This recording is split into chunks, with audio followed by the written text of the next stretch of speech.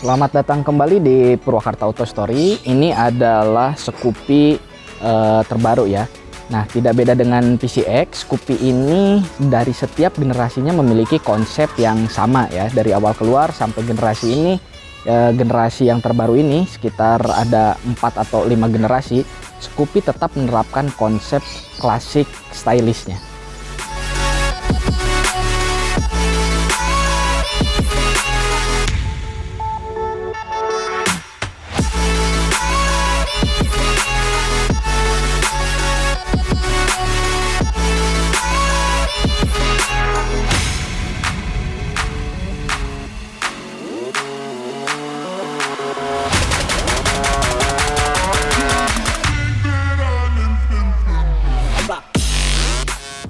Kalau kita lihat secara keseluruhan, memang ini all new Scoopy karena semuanya baru dari sisi mesin, fitur, hingga desainnya. Di mesinnya ini mesin kapasitasnya masih 109,5 cc, SOHC, ISP, dan berpendingin udara.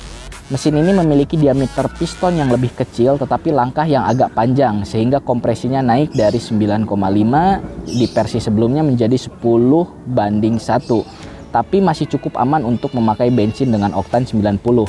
Tenaga dari mesin ini turun sekitar 0,5 dk dari generasi sebelumnya, di mana di generasi sebelumnya tenaga yang keluar sebesar 8,97 dk, sekarang menjadi 8,4 dk. Tapi torsinya 9,3 Nm dapat diraih di RPM yang lebih bawah, yaitu di 5.500 RPM. Dengan rangka barunya berteknologi eSafe ya, sehingga bobot Scoopy ini lebih ringan 5 kg dari generasi sebelumnya. Yang dulu 99 kg, sekarang menjadi 94 kg. Dengan beberapa perubahan mesin, teknologi, bobot yang lebih ringan, Scoopy ini jelas lebih irit lagi. Honda mengklaim konsumsi bahan bakar motor ini tembus di 59 kg per liter. Tetapi di pemakaian harian yang kami coba, Scoopy ini rata-rata menghabiskan 1 liter bensin untuk pemakaian 54-56 km. Karena dipengaruhi gaya berkendara dan faktor lainnya.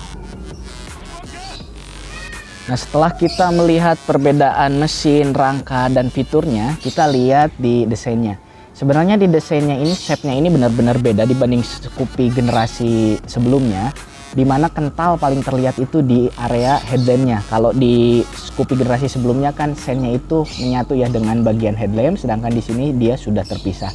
Air scoop lubangnya juga di sini ini agak sedikit berbeda, dan di bawah ukuran peleknya dan bannya ini sebenarnya sama, dia memakai 100/90 ring 12, cuman dia modelnya berbeda. Kalau di Scoopy sebelumnya itu kan modelnya palang 7 biasa, dan kalau di yang ini modelnya seperti ini, dan ini terlihat lebih berkelas. Kemudian lanjut di bagian samping. Di bagian sampingnya juga ini berbeda dengan Scoopy generasi sebelumnya. Di bagian dek sebelah sini dia agak sedikit lebih gemuk ya. Dan kalau teman-teman bisa perhatiin lebih detail, dia lakukan ininya itu berbeda. Kalau ini kan bentuknya seperti ini ya, seperti huruf S. Nah, kalau di Scoopy generasi sebelumnya itu dia lakukannya terkesan lebih lurus. Kemudian di bagian knalpot juga, di knalpot karena ini menggunakan mesin yang baru, bentuk knalpot terutama di pipa dan silinsernya juga ini lebih kecil dibanding generasi sebelumnya. Itu pun terlihat di box filter sebelah kiri, dia ukurannya lebih kecil dibanding generasi sebelumnya. Jadi tidak lebih padat terlihat di Scoopy generasi ini.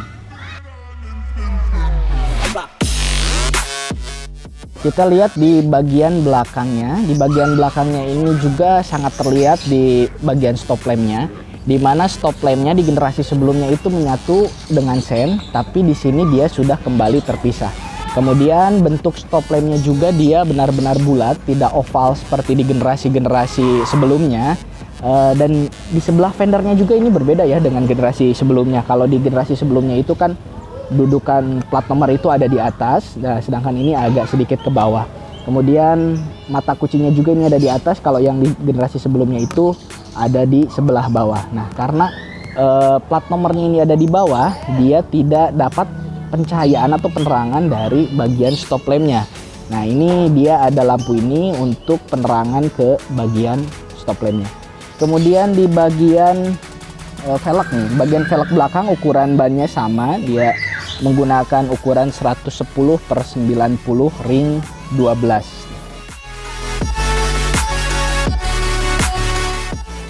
Kita lihat fitur dari Scoopy ini. Nah, ini kan Scoopy dijual dalam 4 varian dan 8 pilihan warna ya. Tapi secara garis besar dia ada yang keyless dan yang belum keyless. Kebetulan ini tipe sporty, dia belum keyless jadi masih memakai anak kunci ya. Nah, kita lihat di sebelah kiri nih. Di sebelah kiri sebelah sini sebenarnya Honda cukup detail ya, ada sedikit perbedaan antara Scoopy generasi sebelumnya dengan Scoopy yang ini. Kalau di Scoopy yang ini tuh dia tidak ada outernya gitu. Kalau di Scoopy generasi sebelumnya dia memiliki outer di low beam, high beam, kemudian di klakson dan di sininya juga dia memiliki outer. Sedangkan di sini ini polos dan terlihat lebih simple. Kemudian di spion sama ya, ini spion dari Scoopy generasi pertama juga sama. Handle rem juga, kemudian ini untuk parking brake-nya juga sama. Di sebelah kanan, nah sebelah kanan sini ini ada ISS ya, idling stop system. Kalau di Scoopy generasi sebelumnya itu ada tulisan idling stop, sedangkan di sini hanya ada logo atau emblemnya saja gitu ya. Di bawah dia ada tombol start, dan di sebelah sini ini ada kabel gas. Kabel gas ini di Scoopy generasi ini kabel gasnya ke bawah. Kalau di generasi sebelumnya kabel gasnya itu agak sedikit berantakan keluar ke sebelah sini ya. Kalau ini udah ada di bawah. Lanjut di bagian speedometer nih. Speedometernya juga beda dengan generasi sebelumnya. Jadi ini totality benar-benar berubah, new Scoopy banget gitu ya. Tidak ada bagian yang sama dengan generasi sebelumnya. Di cluster speedometernya juga seperti ini, dia cukup simple dan sporty. Dia di sini ada, kelihatan nggak nih, ada trip nih. Kemudian ini average-nya, ada odometernya gitu ya. Lanjut di bagian bawah, di bawah dia ada tempat penyimpanan, sini cukup dalam. Kemudian di sini nih, ini ada power outlet. Ini ada power outlet buat ngecas smartphone. Dan ini udah nggak perlu lagi konektor ya, jadi kita langsung tinggal tancap USB ke sini.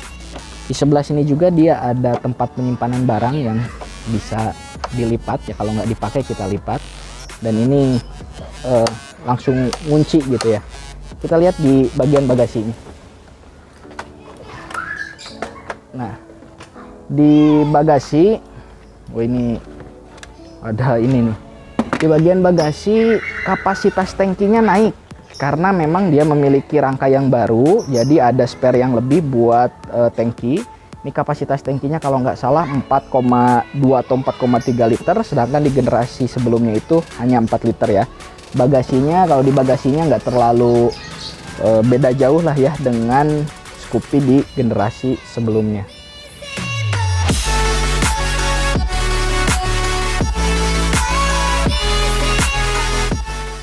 Nah, ini posisi berkendara saya di Honda Scoopy terbaru. Jadi secara data sih ya, Honda Scoopy ini 2 mili lebih tinggi dibanding dengan generasi sebelumnya.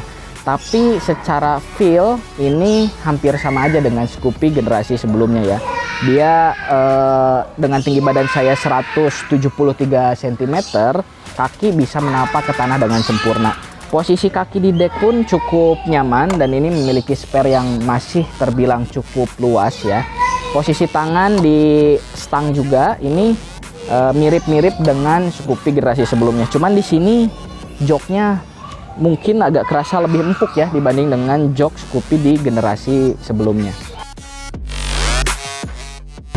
Oke, sekarang kita lagi berkendara dengan Honda Scoopy terbaru ini ya.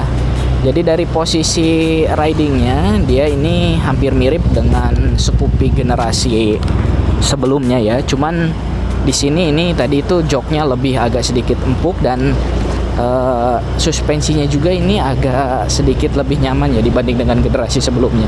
Kita coba di akselerasi. Akselerasinya ini memang lebih enak akselerasi di Scoopy ini dibanding dengan Scoopy generasi sebelumnya.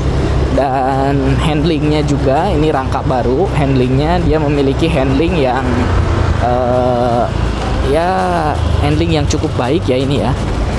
Untuk pemakaian harian juga ini cukup enak dipakai, dan konsumsi bahan bakarnya yang irit. Ini motor benar-benar layak untuk dipakai harian ini.